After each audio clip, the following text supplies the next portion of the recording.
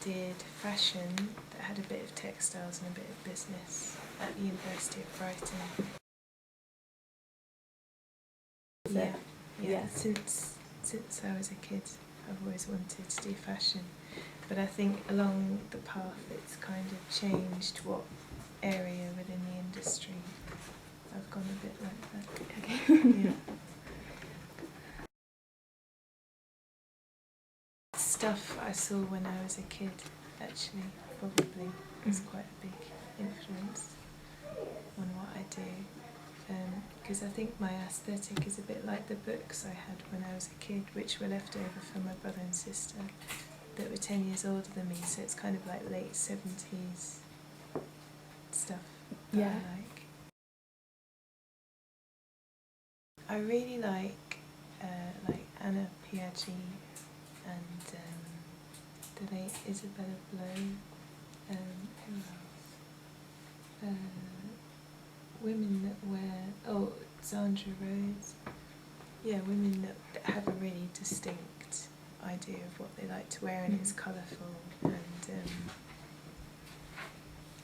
it's like a sort of a walking art. Yeah. I like to begin with an idea, to get started, to work out how to make something, and then something happens when you make it and it turns into something else. That's what I like. And then the end thing is something you would never think of in the first place. I don't like sketching something and trying to make that. I just I can't think like in a 2D way like that to draw it, or I wouldn't have anything.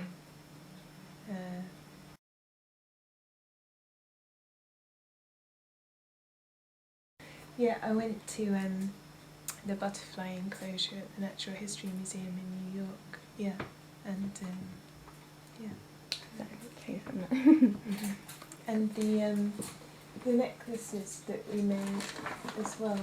I've called them the caterpillar necklaces. Oh yeah. Because they're a bit like a caterpillar, so that ties into the butterfly thing as well. Yeah.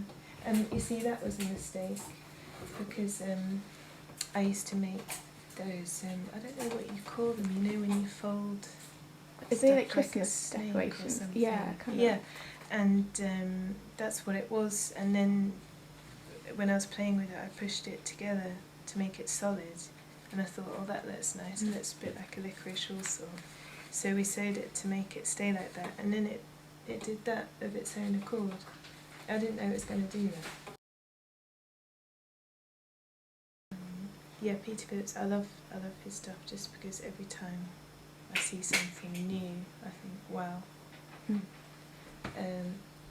I think it's good to push the boundaries of whatever field you're in, and I think he always manages to do that. He uses weird materials and applies it in strange ways.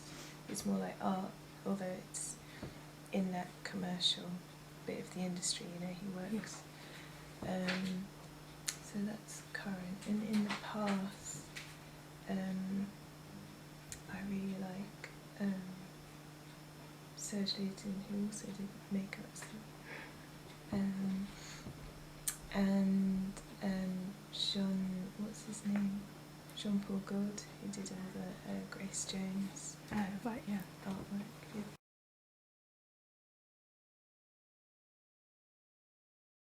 Yeah, I think they work really well alongside each other because I love being self-indulgent and doing my own things, but being made to do something I wouldn't normally do in the props commissions makes me discover stuff which I wouldn't otherwise, I think, so. Okay. Just living, really, coming in here, that's the best thing, I think, being creative every day, I suppose. Yeah, managing to live the thing you've always wanted to and make it real, and share your day with other people doing similar things, and yeah, that's the best thing.